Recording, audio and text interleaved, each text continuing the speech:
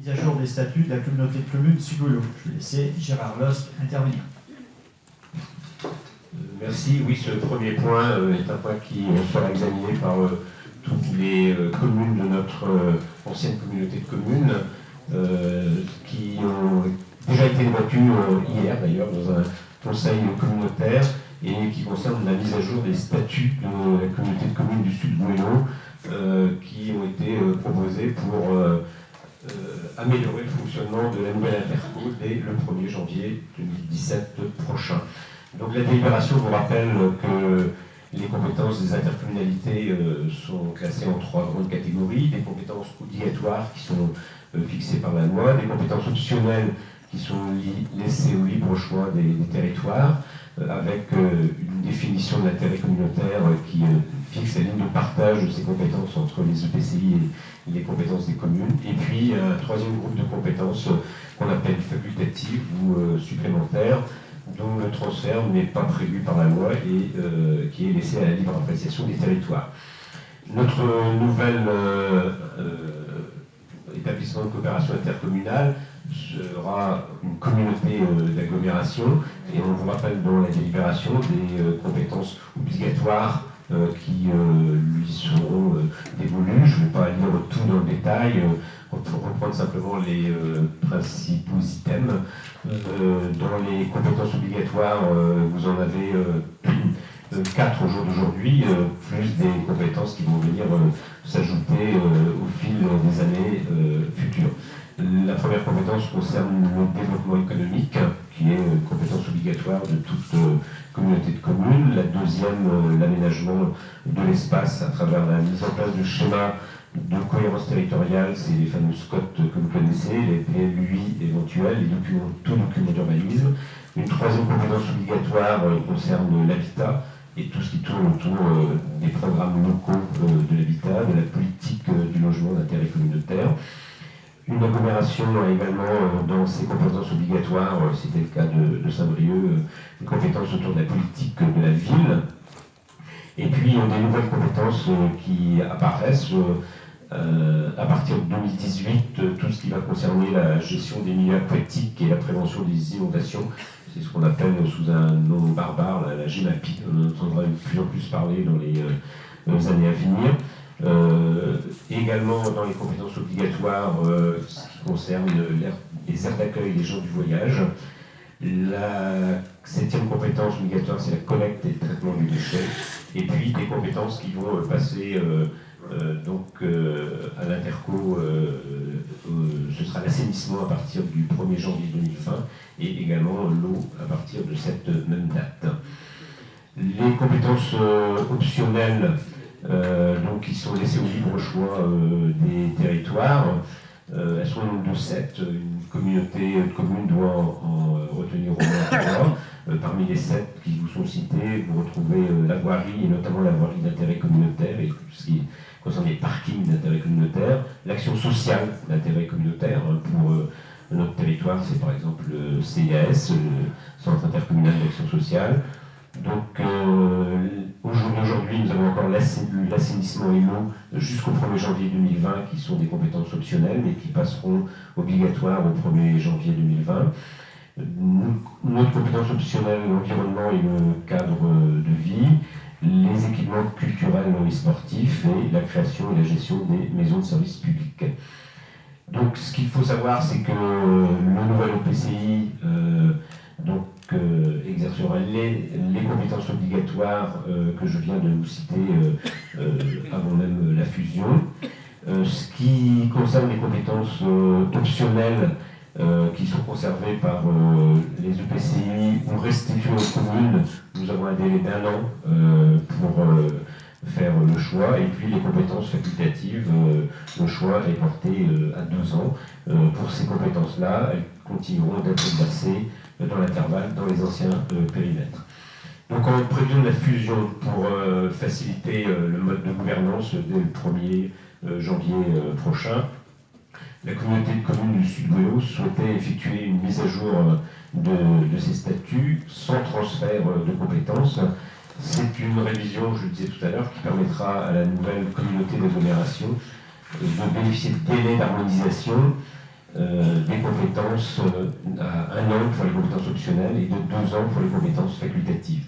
Donc ce qui a été proposé et discuté hier à la communauté de communes, c'est en fait de basculer des compétences optionnelles vers des compétences facultatives, ce qui nous laissera 2 ans pour trouver le schéma adéquat de fonctionnement de ces compétences, et à l'inverse, de basculer des compétences facultatives vers des compétences optionnelles qui devront trouver une solution dans l'année à venir. Donc c'est cette modification statutaire qui doit être décidée par délibération concordante du conseil communautaire et des conseils municipaux, donc avant le 1er janvier prochain, sachant que vous avez un document là, qui vous a été distribué et qui vous fait le point pour notre communauté de communes sur les compétences optionnelles qui deviennent facultatives et qui vont donc bénéficier d'un délai de 2 ans avant de trouver leur mise en place définitive. La première, c'est l'action sociale d'intérêt communautaire, c'est autrement dit tout ce qui concerne le service de maintien à domicile, qui, on l'avait rappelé dans un précédent conseil, va évoluer en 2 temps. Un premier temps où les 3 communautés de communes entrantes, donc la nôtre, le Sud-Gouello, le Plaintel, donc puissance 4, et puis Quintin vont fonctionner à partir du 1er janvier prochain en CIS territorialisé, avec une antenne littorale pour notre partie et puis 2 antennes sud pour Quintin et Plaintel, sachant que les communes de l'agglo d'aujourd'hui de Saint-Brieuc vont continuer à fonctionner avec des CCS. Elles n'étaient pas regroupées sous forme de CIS comme nous, mais le fait de basculer cette compétence dans le domaine du facultatif permettra dans les 2 ans à venir de trouver pour 2019 ou plus tard une forme de fonctionnement adéquate pour le nouvel EPCI. L'eau est également la compétence eau, elle sera proposée à basculer dans le domaine des compétences facultatives, ce qui permettra aussi de réfléchir sur une plus longue période à toutes les mesures nécessaires à la prise en compte de ces compétences et à son fonctionnement adéquat. Et vous avez sur le tableau qui est dans votre document les compétences facultatives qui étaient celles de la communauté de communes du Sud-Gouello d'aujourd'hui et qui passeraient dans le domaine optionnel, donc avec un délai d'1 an pour la mise en place. Donc c'est tout ce qui concerne la construction, l'entretien, le fonctionnement des équipements publics, culturels, sportifs. Ça concerne le centre, le golf des Agents d'Or, la piscine Gouelis, la station VTT de la côte du Gouello, la piste de roller, le stade de beach volley qui est sur les rails, et puis il y avait également un projet qui était dans les cartons de la communauté de communes autour de la piste d'athlétisme, et puis les dernières compétences qu'avait prises la communauté de communes autour de la salle de sport du lycée de la Closerie à Saint-Quay-Portrieux. Toutes ces compétences seront effectivement à régler dans le courant de l'année 2017. Voilà ce qui est proposé donc comme modification des statuts de la communauté de communes du Sud-Gouello, qui ont déjà été discutés hier et que maintenant chaque commune doit approuver, délibérer en tout cas sur ce sujet dans les semaines à venir, avant la fin de l'année, pour la mise en place de la nouvelle intercommunalité. Voilà, donc s'il y a des questions sur le sujet. Oui, monsieur André. Oui, merci, monsieur. Une observation générale. Nous avons donc aujourd'hui 2 structures, le Sud-Gouello et l'agglo Saint-Brieuc.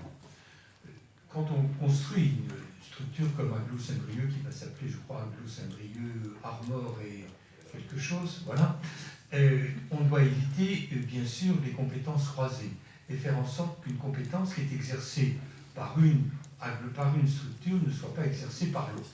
J'avais une crainte qui a été levée hier, puisque je voyais que parmi les compétences obligatoires de l'agglo de Saint-Brieuc, il y avait la compétence économique et que la Sud-Goëlo conservait la compétence économique. Mais il m'a été indiqué, à juste titre d'ailleurs, et cela me suffit, que la compétence économique de Sud-Goëlo ne sera plus au Sud-Goëlo à compter du 1er janvier prochain, mais sera de la compétence de l'agglo de Saint-Brieuc, de telle sorte que nous n'aurons pas de compétences croisées et de financement croisé, ce qui est quelque chose d'essentiel lorsqu'il y a une construction comme celle à laquelle nous nous attachons. Donc pour moi, il n'y a pas de difficulté, je voterai ceci. En ce qui concerne les compétences optionnelles et les compétences facultatives, je m'en rapporte pour le moment. Observation faite que la logique veut que lorsqu'il y a deux structures comme celle-là, encore une fois, les compétences ne soient pas croisées et que le maximum, et ça c'est mon opinion personnelle, le maximum de compétences soit exercé par l'agglo de façon à ce que nous n'arrivions pas que nous ne conservions pas, ce que chacun conteste à l'heure actuelle, le millefeuille, parce que si nous devons avoir à long terme conserver l'ensemble des compétences les compétences de Sud-Vélo plus les compétences d'agglo, nous allons nous retrouver avec ce que nous craignons tous, parce que c'est une source de dépenses qui n'est plus justifiée à l'heure actuelle, le millefeuille. Donc, sur ces observations, je m'en rapporte en ce qui concerne le passage des compétences facultatives aux compétences optionnelles et de compétences optionnelles aux compétences facultatives, pas de difficulté, et je suis rassuré sur le fait que la compétence économique sera uniquement exercée par Saint-Brieuc Agglo à compter du 1er janvier prochain. Mais veillons à ne pas multiplier les structures pour le plaisir de les multiplier.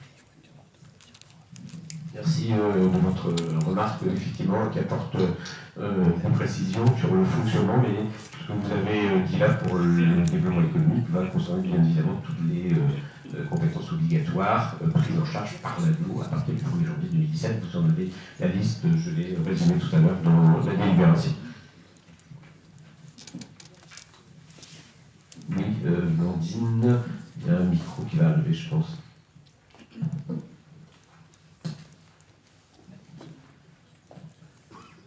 Oui, bonsoir. Juste une question. Je voulais savoir, vous avez cité certaines compétences, mais la communauté Sud-Goëlo c'est beaucoup de compétences. Notamment, et elles étaient intitulées sous le terme d'autres compétences, la petite enfance, il y avait de la vie sociale, il y avait des politiques de soutien aussi. Celles-ci, elles deviennent optionnelles, facultatives? Le social, il est déjà, enfin lui, on en a parlé, il est dans la catégorie des compétences facultatives. C'est la mise en place de notre CIAS territorialisé. Les autres, petite enfance, par exemple, c'est déjà une optionnelle. Elle reste optionnelle. Voilà, je n'ai effectivement, vous avez la liste totale de toutes les compétences sur un document, une feuille selon la recto verso. Je n'ai cité que celles qui basculent d'une catégorie dans l'autre. Ce qui voudrait dire que vous avez pour celle-ci, vous avez 1 an pour trouver quelque part la solution. Soit c'est l'agglo qui la prend, soit c'est... Voilà, tout à fait. C'est effectivement le sort qui est réservé quelque part aux compétences optionnelles. Donc il y a des facultatives qui sont d'une optionnelle, c'est celle que j'ai citée, qui sont dans le document à 2 colonnes, et tous les autres qui sont optionnels, que vous avez sur la liste générale, effectivement, elles rentreront dans ce schéma de discussion d'1 an pour les compétences optionnelles.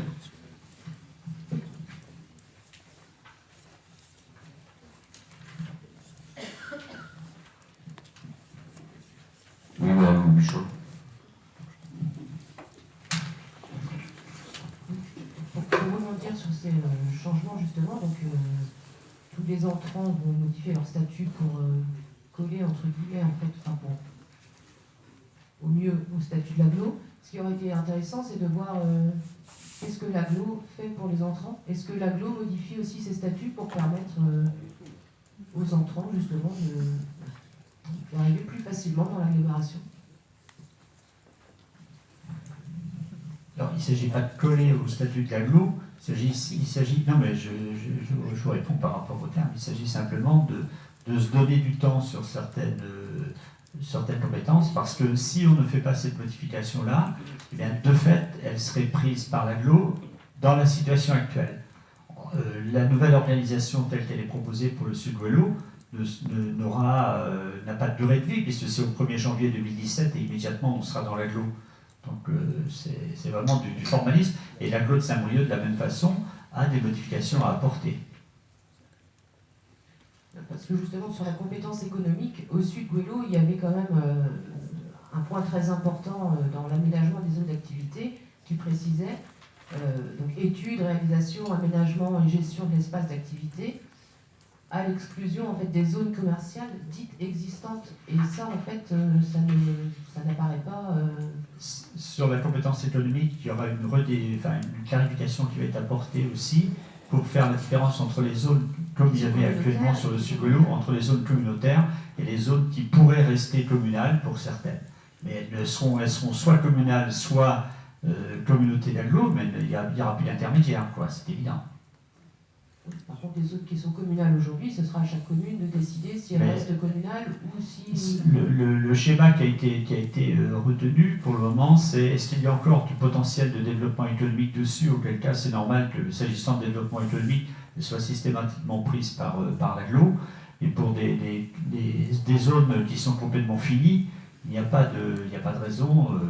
Chaque zone va être analysée en détail, et on aura d'ailleurs l'occasion de délibérer ici sur des modifications sur certaines zones qui actuellement sont communales, par exemple.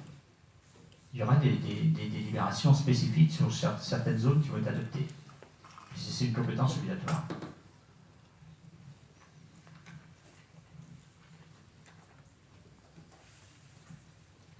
Yannick? Oui, déjà, un constat général. Moi, j'aurais bien aimé que ce projet de statut, mais même tout ce qui est intercommunalité, soit étudié avant en séance plénière, qu'on puisse regarder dans le détail tous ces documents. La deuxième chose que j'ai du mal à comprendre, c'est qu'en fait, là, on va, en 1er janvier 2017, en fait, le Sud-Ouest rentre dans l'agglo. Oui. Par contre, on va quand même exercer des compétences. Le Sud-Ouest va continuer à exercer. Si je lis le document,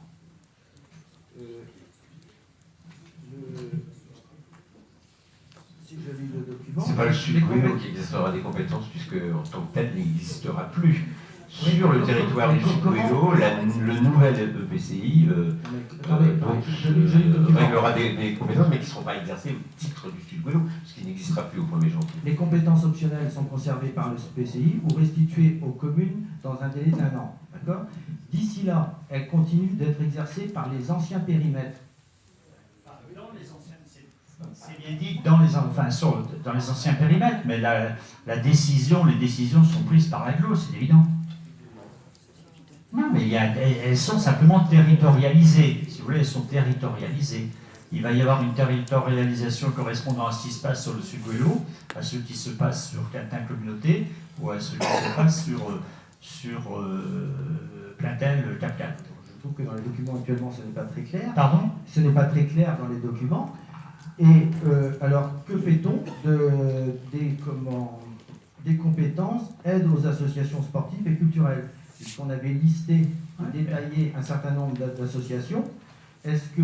Elles sont déjà actuellement, elles ne sont pas dans les obligatoires, donc il y a déjà du temps, l'agglo peut les reprendre telles quelles en 2017, et c'est dans l'année 2017 que le choix devra être fait, puisqu'elles étaient déjà dans cette situation d'optionnel. Alors, l'agglo peut les reprendre au 1er janvier. L'agglo va les avoir au 1er janvier 2017. Voilà. Mais ensuite, pendant l'année, il faudra effectivement savoir si l'agglo prend ça sur l'ensemble de son territoire ou si au contraire les restitue aux communes. Alors, on peut s'imaginer qu'en début d'année, l'agglo disent on n'exerce pas ses compétences au niveau des associations, ça veut dire que toutes ces subventions qui sont versées aux associations Non. reviennent. Pour 2017, il y a obligatoirement reprise, puisque c'est une optionnelle qui va se prolonger. L'année 2017 est couverte par... Enfin, on n'est pas dans une situation spécifique à l'agglo et à la communauté de communes de Sud-Goëlo. Il y a d'autres cas comme ça. Donc effectivement, pour 2017, l'agglo a l'obligation de le faire.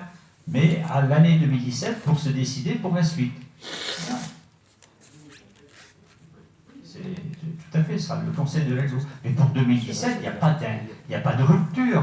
On ne peut pas laisser... Faut pas, les associations d'ailleurs le savent bien, il n'y aura pas de rupture. Heureusement qu'il y a un peu de continuité quand même. Et sur la rédaction, c'est vrai qu'on a repris un peu bêtement peut-être la rédaction qui a été proposée à toutes les communes du territoire, parce qu'on trouvait que c'était plus simple d'essayer d'avoir la même délibération. Alors peut-être des phrases qui ne sont pas adaptées. Oui, M. André. Il faut essayer d'apporter un peu de clarté, mais c'est pas sûr que je vais y arriver. Bon, à compter du 1er janvier, toutes les compétences sont attribuées à l'agglomération. Toutes les compétences. Bon, les compétences obligatoires resteront de la compétence de l'agglomération. Au cours de l'année 2017 va s'ouvrir, me semble-t-il, mais contredisez-moi si je me trompe, va s'ouvrir un ensemble de négociations pour savoir ce qui va rester au sein, ce qui va rester, je veux bien rester, puisqu'ils auront été attribués au 1er janvier, va rester au sein de l'agglomération, ou ce qui va revenir aux communes de façon à ce qu'elles puissent, si elles le souhaitent, ça va être l'année 2017 va être une année de négociation pour savoir, pour construire les compétences de l'agglomération et les compétences qui reviendront aux communes. Oui, tout à fait. Il me semble que vous avez bien résumé la situation, et notamment pour les compétences qui deviennent optionnelles chez nous, c'est bien l'année 2017 où la prise en charge de ces compétences devra être réglée obligatoirement au sein de l'agglo. Ou bien l'agglo les prendra, ou ça redescendra au niveau des communes. Oui, donc dans la suite de la question, dans l'hypothèse de compétences qui seraient restituées aux communes, comment ça se passerait? Enfin, je suppose qu'il y aura des conséquences financières. Est-ce qu'on a déjà un peu des... Parce qu'on est tout près là maintenant quand même de 2017. Est-ce qu'on a déjà un petit peu des idées sur les compétences qui pourraient nous revenir? Il y aura mis en place, comme ça a été mis en place au moment de la prise d'autres compétences, une commission locale d'évaluation des charges transférées, la CLEP, qui se réunira et qui verra quels sont les montants qui sont transférés. Ça s'est passé déjà quand la communauté commune a pris des compétences, on a regardé combien ça coûtait au départ aux communes, et du coup, il y a eu une atténuation sur le reversement aux communes qui était fait. Ça va se passer de la même façon. Ça va se passer de la même façon. Il y a une commission locale d'évaluation des charges, il y en aura certainement plusieurs, qui se réuniront pour évaluer ce qui redescend. Ce qui est important de voir aussi, c'est qu'à partir du moment où, pourquoi c'est optionnel, c'est pas seulement par rapport aux communes rentrantes ou pas rentrantes, c'est que si la compétence elle est prise, il faudra qu'elle soit prise sur la totalité du territoire. C'est pour ça qu'il y a besoin d'un peu de temps. Il faut qu'elle soit prise sur la totalité du territoire. Prenons par exemple l'action sociale d'intérêt communautaire, ça veut dire que la nouvelle intercommunalité a 2 ans pour créer un SIAS sur la totalité de son territoire.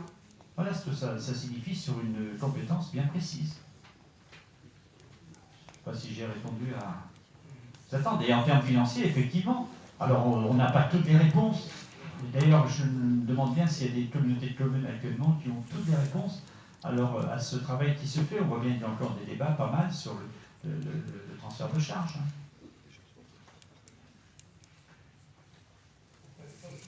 Je ne suis pas sûr que les accusations de charges soient suffisantes pour compenser. Donc là, on verra en pratique, mais on risque d'avoir des surprises, je pense. Jean-Yves Cary, demandez la parole. Il y a 2 choses qu'il faut qu'on ait en tête quand même. Premièrement, c'est la loi. Donc, sur le problème du transfert des options, Là, au moins, c'est réglé. Et le reste, effectivement, c'est le nouveau conseil communautaire qui va discuter de tout ça. Et il y aura aussi sûrement un retour envers les communes, etc. etc. Tout ça va se faire, j'espère, dans un débat. Mais par contre, on n'a pas le choix. Hein. C'est pas nous que... On a indiqué notre préférence d'aller à l'agglo de Saint-Brieuc. Maintenant, ben, voilà, on y est, on va le faire pratique. Je pense qu'on est tous là pour veiller aussi que les intérêts des communes soient préservés. Hein. Je crois que là-dessus, on est assez... Et le territoire. Donc je crois qu'on sera assez intelligent, je pense, pour bâtir quelque chose d'intéressant.